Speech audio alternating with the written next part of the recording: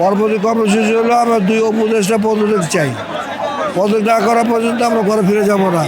আদালত যে রায় দিয়েছে সেই রায়কে উপেক্ষা করে আমরা সম্মান জানাই আদালতকে সম্মান জানিয়ে আমরা এখন যে এই 10-15 দিন অচিরে যেন শপথ গ্রহণের জন্য চিঠি দেওয়া হয় আমাদের জনতার মেয়র ঢাকা দক্ষিণ সিটি কর্পোরেশনের জনতার মেয়র ইঞ্জিনিয়ার ইশরাক হোসেনকে অচিরে যেন শপথের জন্য চিঠি দেওয়া হয়। এবং আমাদের জনতার মেয়র ইঞ্জিনিয়ার ইশরাক হোসেন বলেছেন আসিফ মাহমুদের পদত্যাগ অবিলম্বে পদত্যাগ করতে হবে। আমাদের অবস্থান সুস্পষ্ট। আদালত সত্যের ঘোষণা দিল, সত্যকে জিতিয়ে দিল। আমরা আসলে গত 3-4 দিন থেকেই বলতেছিলাম যে আমরা চাই সুখী, সমৃদ্ধি এবং সুন্দর বাংলাদেশ।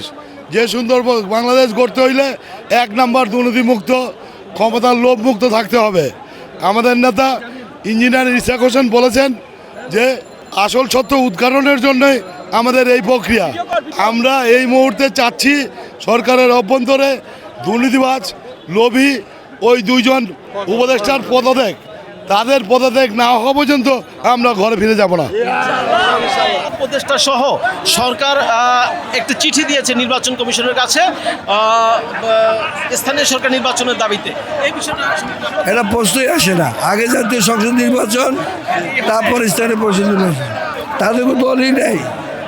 তারা এনসিপি করছে কিন্তু এখন দলই নেই, যাবো তার লোকই নেই তাদেরকে। তার কি দল করবে? তারপর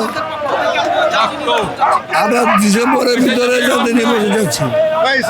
অনেক দিন হবে, ডিসেম্বরের ভিতরে জাতীয় নির্বাচন দিতে হবে।